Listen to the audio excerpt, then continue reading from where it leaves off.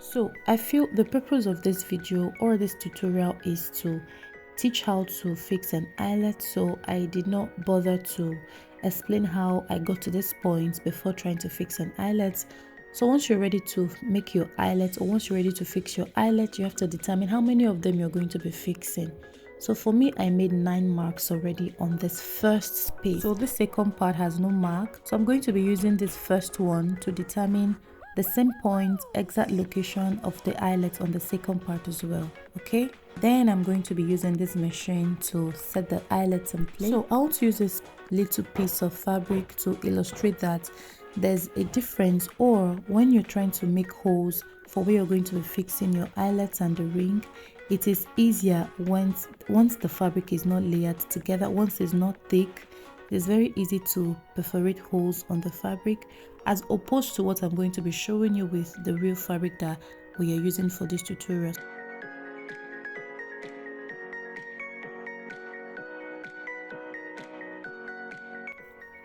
So this is done. So back to the fabric proper. So the marks that I made, I'm going to be putting the first mark on the machine. First of all, make holes. In trying to perforate hole on this particular one right now, you can see that it became harder than the first one that we tried to make. It's because for this piece that I used, I had to layer with an estee with a paper gum, made it a little bit thicker. So this pin goes through on the right side, through to the wrong side. Then the flat one, which is the ring, goes on top of it on the wrong side. And so I'm going to be placing it on the eyelet machine this way and then exert pressure on it. If you're confused as to what I'm doing, please just watch what I am doing carefully, okay? Then you go on again by trying to perforate holes again on where you want to fix the second eyelets. So at this point, I want to say something. Some persons like to use a soldering iron, others like to use different tools. I also want to say at this point that this eyelet comes in different sizes. So if you're using like a soldering iron to make your holes, make sure that your holes are not bigger than the eyelets that you have to fix. If they are bigger, you then have to buy a different size of eyelet that will fit into that hole. Because it becomes bigger than the eyelet you've made for it, it's not going to hold it together no matter how much you try.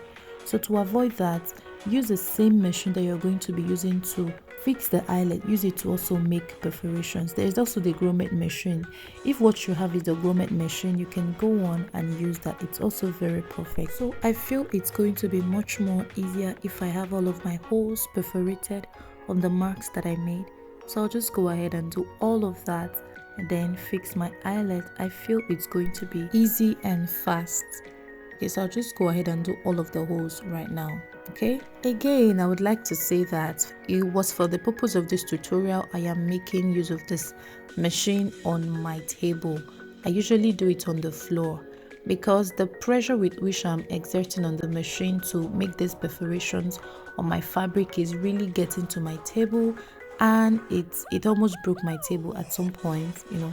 So you can do this on the table if you have like a metal table, or your wooden table is very strong. You can go ahead to do it, but I like to use it on the floor because I can exert as much pressure as I can on the floor without panic. So I was done with the holes, and then I just needed to use my scissors to clean it up a little bit. So this part goes to the right side of the fabric.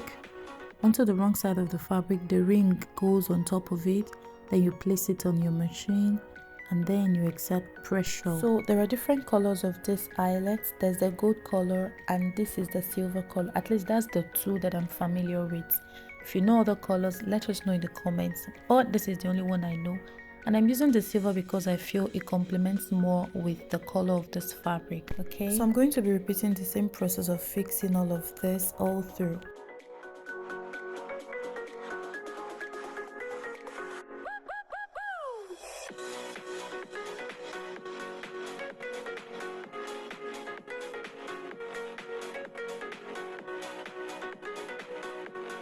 So we did all of that until this is the last one, and then we're done fixing the last one for this part.